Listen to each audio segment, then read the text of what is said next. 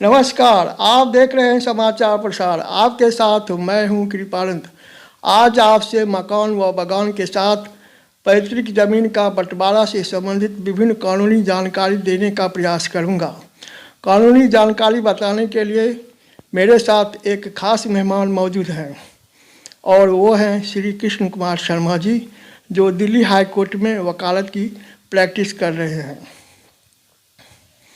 मैं अपने मेहमान अधिवक्ता श्री कृष्ण कुमार शर्मा जी का इस कानूनी परिचर्चा में अपना कीमती समय देने के लिए हार्दिक अभिनंदन करता हूं। नमस्कार।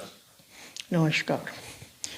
चलिए अब हम इस विषय पर कानूनी सलाह लेने के लिए श्री शर्मा जी से पहला सवाल करते हैं। शर्मा जी, बिना बंटवारा किए बड़े भाई ने पैतृक संपत्ति पर घर बना लिया या कलम बाग व बांस काठ लगा लिया। क्या मकान, कलम बाग या बांस काठ के आधार पर क्या वह बड़ा भाई यह दावा कर सकता है कि यह प्रॉपर्टी मेरा है? क्या अब अन्य भाइयों की हिस्सेदारी का क्या होगा? कृपानंद जी, जैसे कि आपने मुझे बताया कि जहाँ पैतृक संपत्ति का सवाल है, तो पैतृक संपत्ति पे अगर कोई भी बड़ा भाई उस पर अपना मकान बना लेता है या काठवाड़ लगा लेता है या कुछ और बाग लगा लेता है, तो उससे वह उसका मालिक नहीं हो जाता। मालिकाना हक उस पैतृक संपत्ति में जितने भी उनके लीगल हेयर्स हैं, जितने भी भाई बहन हैं, सबका उनमें हिस्सा रहेगा। अगर उन्होंने मकान बना लिया है तो वो जब तक दूसरे भाई बहन की मर्जी है, उनकी सहमति से वो उसमें रह सकते हैं, लेकिन जिस दिन भी उनके भाई बहन या अन्य जो लीगल हेयर हैं, वो जब भी हिस्सा मांगेंगे तो उनको उसमें से उनका हिस्सा देना पड़ेगा। या फिर उनके पास एक ऑप्शन और होता है कि वो आपस में बैठकर आपसी समझौता कर लें और आपसी समझौते के आधार पर जो भी उनका पारिवारिक समझौते में जो भी प्रॉपर्टी जिसको भी जाती है वो उसको ले सकता है, तब वो उसके मालिक बन जाएंगे, अन्यथा वो है उसके मालिक नहीं होंगे। जब पैतृक संपत्ति का बंटवारा होने लगता है तो बड़ा भाई कहता है कि यह ज़मीन किसी को नहीं दूंगा, क्योंकि मैंने इस पर अपने पैसे से मकान बनाया है और कलम बाग लगाया है। इस संपत्ति में बंटवारा तभी होगा जब मकान और बागान का पैसा मिलेगा या इसके बदले ज़्यादा ज़मीन मिलेगा। शर्मा जी, क्या कानूनन बड़ा भाई का कहना सही है, जिसने पैतृक संपत्ति पर बिना बंटवारा के मकान बना लिया या बागान लगा लिया, जबकि बासडी व बागान के लिए उपयुक्त ज़मीन वही था जिस पर बड़े भाई ने अपना कब्जा कर रखा है और बाकी बची ज़मीन कृषि योग्य भूमि है? जैसा कि मैंने आपको पहले प्रश्न के उत्तर में बताया, जहाँ पैतृक संपत्ति का सवाल होता है तो अगर कोई एक भाई, चाहे वो बड़ा हो या छोटा हो, और वो उस प्रॉपर्टी पर अपना मकान बना लेता है और कहता है कि मुझे इस या तो इसके पैसे मिलें या मुझे इसके बदले ज़्यादा ज़मीन मिले, तो वह कहना बिल्कुल उसका गलत है। कानूनी रूप से उसको ये चीज़ें नहीं होंगी। अगर दूसरे भाई और बहन जो है अगर कोर्ट का दरवाज़ा खटखटाते हैं, न्यायालय में जाते हैं और न्यायालय में अपना हिस्सा मांगते हैं, तो जो भी पैतृक संपत्ति है उस पैतृक संपत्ति में से न्यायालय उनको बराबर का हिस्सा दिलवाएगी।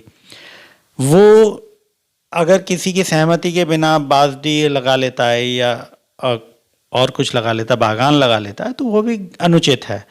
ऐसा नहीं कर सकता वो, सिर्फ सहमति से ही ऐसा कर सकता है। लेकिन इसके बाद अगर वो ये कहे कि मैंने ये बाग लगाया था, मैंने ये बनाया था और इसका पैसे मुझे चाहिए, तो वो चीज़ें गलत हैं, वह नहीं मांग सकता।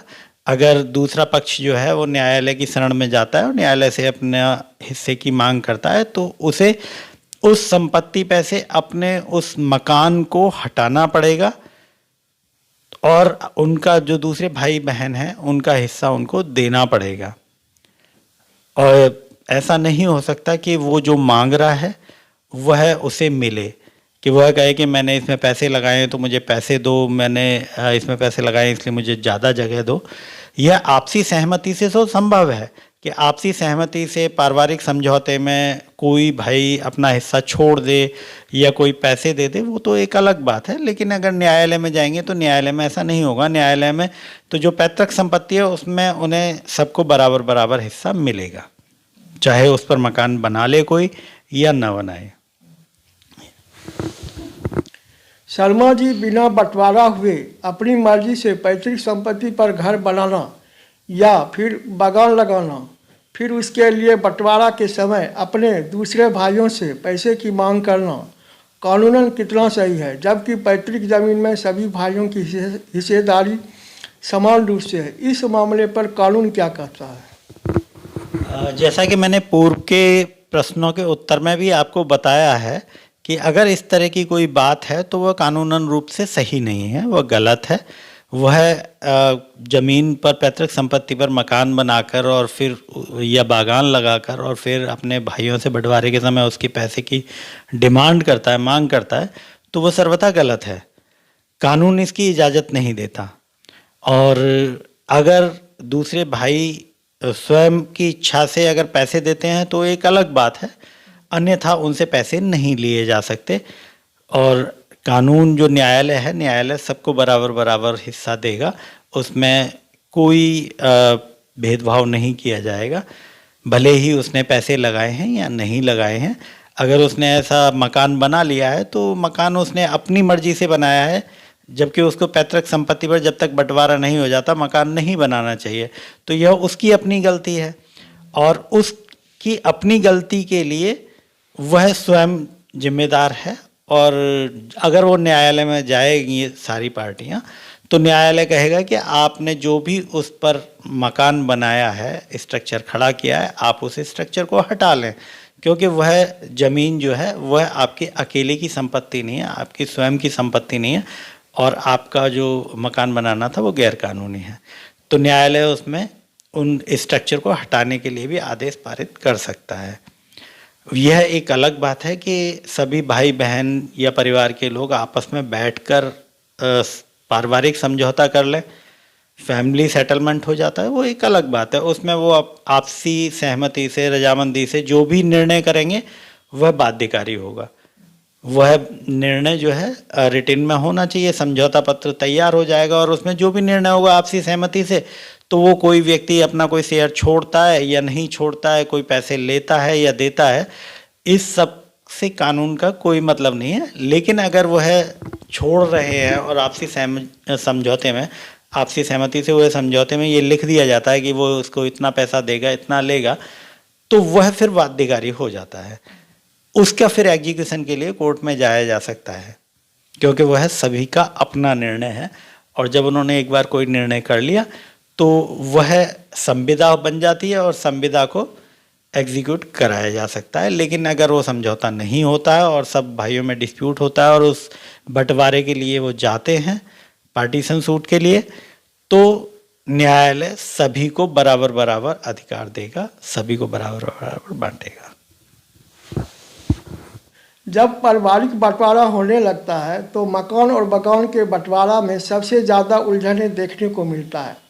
मकान और बागान में तो बड़े भाई के पैसे लगे होते हैं या छोटे भाई के पैसे लगे होते हैं, लेकिन मकान और बागान वाली ज़मीन का कुछ हिस्सा किसी दूसरे भाई के हिस्से में चला गया। शर्मा जी, क्या दूसरा भाई पैतृक ज़मीन को खाली करवाने के लिए बड़े भाई के मकान या छोटे भाई के मकान को कोर्ट से आदेश लेकर तोड़वा सकता है या बागान को खाली करवा सकता है? देखिए, जैसा कि मैंने पूर्व में भी ये बात रखी है कि पैतृक संपत्ति में सबका बराबर हक है और अगर उस पर अवैध रूप से किसी ने निर्माण कर लिया है तो न्यायालय के द्वारा तोड़वाया जा सकता है। कभी कभी ऐसा होता है कि एक परिवार में 4 भाई हैं, जिसमें से 2 भाई शहर से बाहर रहते हैं, गांव से बाहर रहते हैं और नौकरी करते हैं, और वो कभी कभी आते हैं और वहाँ उनके पीछे जो 2 भाई गांव में रहते हैं, दोनों ने पूरी ज़मीन पर अपने अपने मकान बना लिए और उनको कोई हिस्सा नहीं छोड़ा है। तो जो बाहर रहने वाले व्यक्ति हैं वह जब भी अपना बंटवारा करने के लिए आएंगे और उनसे उनका हिस्सा मांगेंगे तो वो अपना हिस्सा ले सकते हैं। और अगर वो कहते हैं कि नहीं, हमने तो इस पर अपना मकान बनाया हुआ है, हमारे कब्जे में ये संपत्ति है, हम इसमें से कोई हिस्सा नहीं देंगे, तो वो न्यायालय की शरण में जा सकते हैं। न्यायालय में बात दायर करके और न्यायालय इसमें आदेश पारित कर सकता है। और अगर वह राजी से हिस्सा नहीं देते हैं तो न्यायालय उन मकानों को तोड़ने के भी आदेश दे सकता है। पंचनामा या पारिवारिक बंटवारा के तहत बड़े भाई को मकान व बगान में लगाए गए पूंजी का अन्य भाइयों से मुआवजा मिलने का अवसर 100% होता है। लेकिन जब मामला कोर्ट में चला जाता है, अर्थात पैतृक संपत्ति का पार्टीशन छूट के तहत बंटवारा होने लगता है, तो ज़मीन का बंटवारा तो कोर्ट कर देगा, लेकिन मकान और बगान वाली ज़मीन जिस भाई के हिस्से में गया वह मकान और बगान भी उसी भाई का हो जाएगा, क्योंकि बड़ा भाई ने अपनी मर्जी से पैतृक संपत्ति पर बिना बंटवारा के मकान बनाया था या बगान लगाया था। यदि बड़े भाई के हिस्से में मकान व बगान सहित ज़मीन आ गया तब तो ठीक है, अन्यथा यदि दूसरे भाई के हिस्से में चला गया तो मकान तोड़कर ज़मीन खाली करना पड़ेगा और मकान के लिए मुआवजा भी नहीं मांग सकता। यदि हरा भरा बागान को काट कर खाली करता है तो उसके लिए उसे जेल की हवा भी खाना पड़ सकता है। बागान तो वैसे भी दूसरे भाई को मुफ्त में मिल जाएगा। शर्मा जी, क्या आप हमारी राय से सहमत हैं या इनसे कितना सहमत? यह बात बिल्कुल ठीक है, आप जो कह रहे हैं मैं आपकी भी राय से बिल्कुल सहमत हूँ कि अगर किसी ने उसमें बागान लगाया है तो जब भी बंटवारा होगा तो दूसरे भाई के हिस्से में अगर बागान वाली ज़मीन आती है या मकान जहाँ बनाया है उस मकान में हिस्सा आता है तो दूसरे भाई को वह हिस्सा मिलेगा। और वह नहीं देता है तो फिर कोर्ट के द्वारा उसे तोड़वा के जो ज़मीन दिलाई जा सकती है। अगर पारिवारिक समझौते में पंचनामे के तहत चीज़ें मिल जाती हैं तो बहुत अच्छी बात होती है। नॉर्मली जो देखा गया है वो यही होता है कि अगर मकान बना लिया है और तो लोगों में ये बात आ जाती है, आपस में भाइयों में बैठ के ये बात हो जाती है कि चलो आपने इतनी ज़मीन पर ये मकान बना लिया है तो इस ज़मीन में अगर जो हमारा हिस्सा आ रहा है तो आप हमें हमारे हिस्से के पैसे दे दीजिए और आप अपना मकान बचाए रखिए। तो वहाँ पर वो पैसे देकर अपने मकान को बचा सकते हैं, वो एक अलग बात है क्योंकि वो पारिवारिक समझौता है। लेकिन जहाँ कोर्ट में जाने वाली बात आती है तो अगर उन्होंने मकान ऐसी उनके हिस्से में नहीं आता है बंटवारे के समय और उसमें किसी अन्य का हिस्सा भी बनता है तो मकान कोर्ट न्यायालय के आदेश पर तोड़वाया जा सकता है। और बाग भी अगर या तो उनको देना पड़ेगा, अगर बाग लगाया हुआ है और बाग दूसरे भाई के हिस्से में आ जाता है तो उसे देना पड़ेगा। और अगर वो कटवाता है तो जेल की हवा भी खानी पड़ सकती है, वो तो स्वाभाविक है क्योंकि वो दूसरे कानूनों का उल्लंघन कर रहा है। तो एनवायरनमेंट लॉ में जो है उनको सज़ा दी जा सकती है। तो मेरी तो सलाह यही है कि लोग अगर बाग लगाया हुआ है तो उसको बाग को ना काटें और अगर भाई के हिस्से में जा रहा है तो वो जाने दें, क्योंकि आपके पास रहे या भाई के पास रहे है तो परिवार में ही, वो भी तो भाई भी तो आपका ही है, तो उसके पास भी अगर कुछ चला जाता है तो अच्छी बात है, उसमें बुराई कुछ नहीं है। लेकिन आदमी को अपने मन को थोड़ा सा समझाना पड़ेगा और यह उचित भी है, अदरवाइज तो परिवार में झगड़ा ही बढ़ेगा, मनमुटाव भी बढ़ेगा और न्यायालय में जाएंगे तो फिर न्यायालय के द्वारा भी वह बाग दूसरे भाई के हिस्से में चला जाएगा अगर आपने अपने हिस्से के अलावा दूसरी संपत्ति में भी बाग लगाया हुआ है तो या मकान बनाया हुआ है तो बेहतर यही है कि आपसी पारिवारिक समझौता हो जाए, वह ज़्यादा बेहतर है।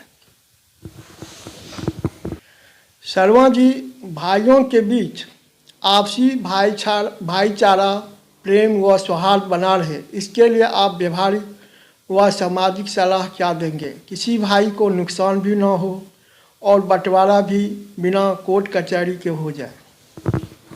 देखिए, जैसा कि मैंने इससे पहले प्रश्न के जवाब में आपको कहा कि भाइयों के बीच में मनमुटाव ना रहे तो उससे बेहतर यह है कि आपसी समझौते से परिवार में बैठकर सभी लोगों के बीच में थोड़ा बहुत ऊपर नीचे आके गुंजाइश रख के और समझौता हो जाता तो अच्छी बात है। और अगर ये देखा जाए तो मेरी सलाह तो यही है कि मान लीजिए अगर कोई एक भाई ऐसा है जिसने अपना मकान बना लिया है पैतृक संपत्ति पर और उसमें कुछ हिस्सा दूसरे भाइयों के हिस्से में भी आता है, तो वह या तो उन लोगों को उस संपत्ति का पैसा दे दे और मकान वहाँ बना रहने दे, या फिर अपने मकान में ही हिस्सा दे दें, तो यह ज़्यादा ज़रूरी है। ऐसे ही बागान के मसले में अगर उन्होंने बाग लगाया हुआ है या कोई अन्य चीज़ बनाई हुई है, तो वहाँ भी अगर उन्होंने ऐसा लगाया हुआ है तो दूसरे भाइयों से उसका पैसा वो ले सकते हैं। और उनको भी, दूसरे भाइयों को भी ये सोचना चाहिए कि चलो हमें लगाया बाग मिला हुआ है और मेरे भाई ने उस बाग को लगाने में भी मेहनत की है, उसको संरक्षण दिया है, उसे एक लंबे पीरियड तक बड़ा किया है बाग को और आज वो फसल देने लगा है। तो हम भाई की मेहनत और उसके द्वारा जो खर्च किए गए पैसे हैं उसको दे दें।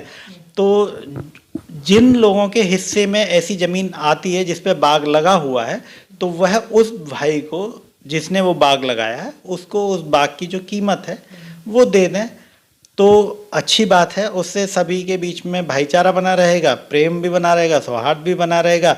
और अन्यथा सभी के बीच में लड़ाई झगड़ा बनेगा, मनमुटाव भी होगा और कोर्ट कचहरी जाना पड़ेगा। और कोर्ट कचहरी जाएंगे तो फिर तो किसी को फ़ायदा होगा, किसी को नुकसान होगा। मैं ये बात मानता हूँ कि जिसने वो लगाया है बाग उसको नुकसान थोड़ा सा उठाना पड़ेगा, लेकिन उस नुकसान की वजह से उन भाइयों के बीच में मनमुटाव और झगड़ा लड़ाई दंगे वगैरह होंगे, तो वो चीज़ें अच्छी नहीं हैं। तो मेरा कहना तो यही है कि परिवार में बैठकर आपसी सहमति से, आपसी समझ से उन सब चीज़ों को निपटा लेना चाहिए, वो ज़्यादा बेहतर चीज़ है बजाय कोर्ट कचहरी के। समटाइम्स ऐसा होता है कि कोई एक भाई गरीब है, वो उस स्थिति में नहीं है कि वो पैसा दे पाए, तो उनको ये सोचना चाहिए कि चलो हम अगर एक भाई से पैसे नहीं भी ले रहे हैं और उसके पास कुछ बाग चला गया तो उसमें कोई बात नहीं, मेरे भाई की मदद ही हो रही है। तो वह भाई भी अपने बड़े भाई का या उस भाई का कृतज्ञ रहेगा जिसने वो बाग लगाया है और उनका सम्मान भी करेगा। तो बेहतर ये है कि थोड़ा सा परिवार में बैलेंस बनाना बहुत आवश्यक है। और किसी को थोड़ा नुकसान होता है, थोड़ा फ़ायदा होता है, तो परिवार में ही, संपत्ति तो परिवार में ही रहती है, तो उन चीज़ों के लिए आदमी को थोड़ी सी गुंजाइश रखनी चाहिए व्यक्ति को, और लड़ाई झगड़े न करके कोर्ट कचहरी के झंझट में न पड़ के और वो आपसी सहमति से बंटवारा कर लें तो अच्छी बात है। हालांकि उसमें हमारे लिए नुकसान की बात है क्योंकि प्रोफेशन हमारा वकालत का है, तो अगर लोग आपसी सहमति से समझौते कर लेंगे तो कहीं ना कहीं उसका इम्पैक्ट हम पर आएगा। लेकिन फिर भी मानवता के नाते तो मैं यही सलाह दूंगा कि वह आपसी सहमति से समझौते कर लें तो वो ज़्यादा अच्छा है। शर्मा जी, राजस्थान से रितु उपाध्याय का एक सवाल आया है। वह कह रही है कि हमारी माता पिता का बहुत पहले देहांत हो चुका है। हम 7 भाई बहनें हैं। हमने अपने भाइयों से माता पिता की 22 बीघा ज़मीन में से हिस्सा मांगा था। हमारे माता पिता ने अपने ज़मीन का नामांतरण नहीं कराया था। भाई लोग इतने साल बाद भी नामांतरण नहीं करा रहे हैं क्योंकि बहनों को हिस्सा देना नहीं पड़ेगा। बहनें बोलती है तो भाई लोग झगड़ा करते हैं। सर, ऐसा कानून क्यों नहीं बनता कि माता पिता के गुजरने के बाद उसके उत्तराधिकार के नाम से उसके हिस्से के अनुसार नामांतरण करना जरूरी हो जाए? देखिए, ऋतु जी के सवाल के जवाब में मैं कहना चाहूँगा कि 2005 से पहले जो हिंदू उत्तराधिकार अधिनियम था उसमें स्त्रियों को कृषि में से बंटवारा पार्टीशन सूट डालने का अधिकार नहीं था, लेकिन अब वह अपना हिस्सा मांग सकती हैं। रही बात यह कि नामांतरण कराने की, तो नामांतरण के लिए सरकार के पास यह सूचना देना तो आवश्यक है कि फला व्यक्ति जो है जो इसके पास ये ज़मीन थी उसकी मृत्यु हो गई है और यह उसके वारिस हैं।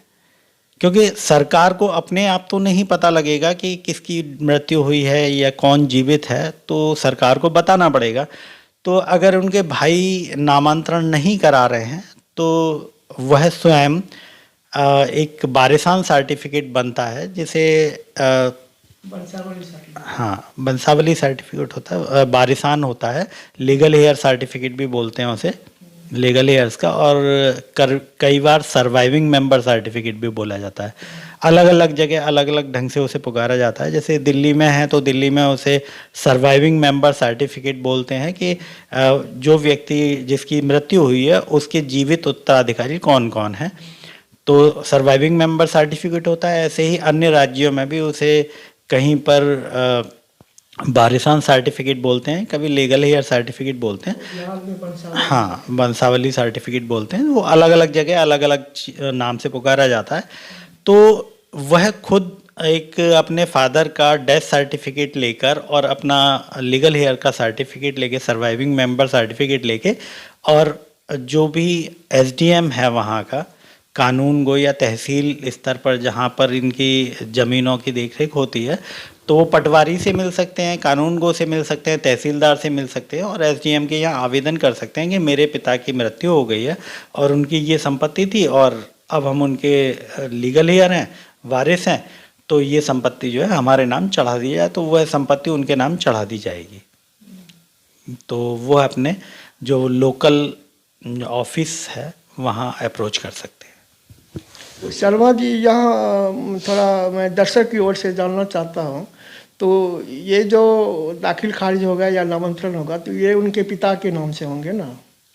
पहले पिता के बाद पहले उनके पिता के नाम से होगा, पहले उनके पिता के नाम से होगा और उसके बाद फिर आगे की क्या प्रक्रिया होगी?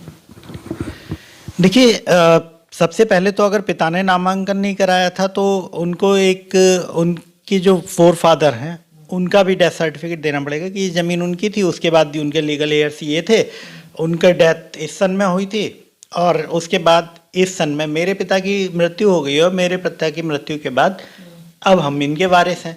तो उनको एक आवेदन देना पड़ेगा और वहाँ पर अधिकारी को बताना पड़ेगा, तो वह उनका उसके आधार पर नामांतरण उनके फेवर में कर देंगे। तो जो उनके लीगल हेयर्स हैं उनके नाम पर वो प्रॉपर्टी चढ़ा दी जाएगी। जो भी उनका हिस्सा बनता है उतना उतना हिस्सा बराबर इक्वल शेयर में उनके नाम पर अंतरित कर दिया जाएगा।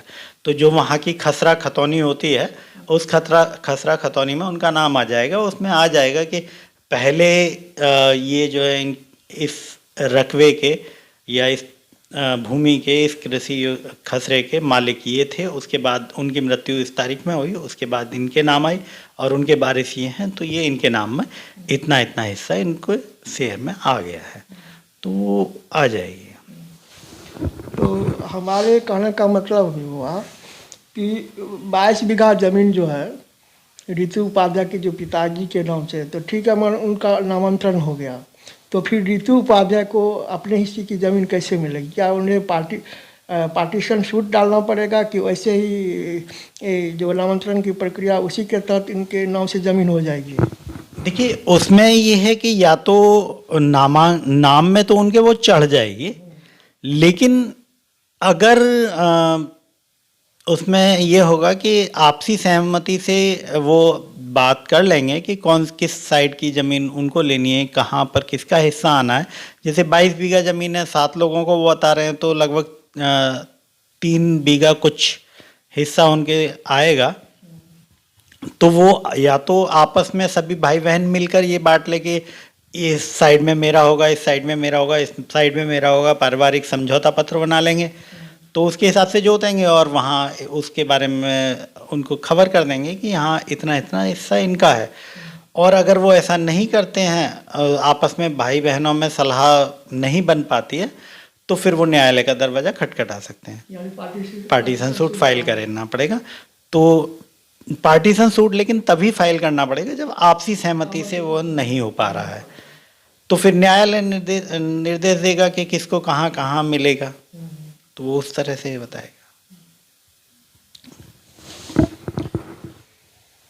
अब कानूनी परिचर्चा को हम यहीं समाप्त करते हैं। शर्मा जी, आपने हमारे दर्शकों को बहुत ही अच्छी कानूनी सलाह उपलब्ध करवाए, इसके लिए आपको बहुत बहुत धन्यवाद। आपका भी बहुत बहुत धन्यवाद, आभार आपका। हम अपने दर्शकों से कहना चाहते हैं कि यदि ये परिचर्चा आपको अच्छा लगा है तो इसे लाइक करें, अपने दोस्तों को भी शेयर करें। आप समाचार प्रसार चैनल को सब्सक्राइब करना न भूलें। बेल आइकन को ज़रूर दबाएं ताकि आपको हमारे न्यूज़ का नोटिफिकेशन मिलता रहे। अब हम आपसे विदा लेते हैं, फिर मिलते हैं एक नई खबर के साथ। तब तक आप अपना ख्याल रखें, खुश रहें और हमारी न्यूज़ चैनल से जुड़े रहें। धन्यवाद।